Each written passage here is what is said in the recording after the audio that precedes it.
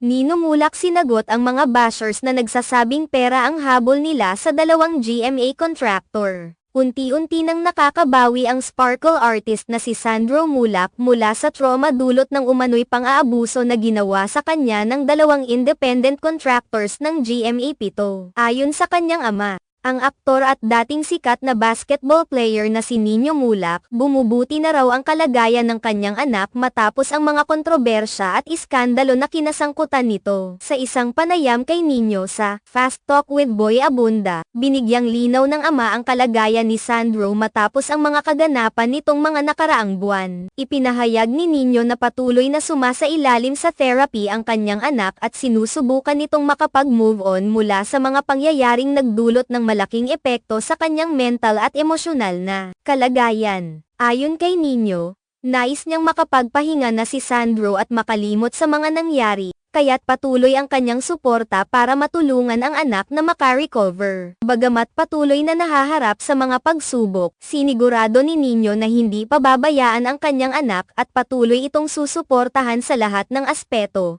lalo na sa kanyang pagpapagaling. I wanted him to get over it as soon as possible. So up to now he's still going through therapy, sabi ni Nino, na malinaw na nakatuon ang pansin sa kalusugan at kabutihan ng anak. Bukod dito, ipinagtanggol din ni Nino si Sandro laban sa mga nag-aakusa sa kanya. Ayon sa ilang mga bashers, binanggit nila na baka gawa-gawa lang ng batang aktor ang mga kaso na isinampa niya laban sa mga nabanggit na independent contractors, sina Jojo Nons at Dode Cruz. Sagot ni Nino, wala raw katotohanan ang mga paratang ng mga hindi naniniwala sa sitwasyon ng kanyang anak. Ayon pa kay Nino, hindi daw pera ang habol ni Sandro, at hindi rin ang pagiging artista ang pangunahing layunin niya. Sinabi ni Nino, kung pera naman, kahit hindi mag-artista si Sandro, kaya ko namang buhayin si Sandro. Sorry ha, hindi naman sa pagmamayabang, bilang paglilinaw sa mga hindi naniniwala sa kanila.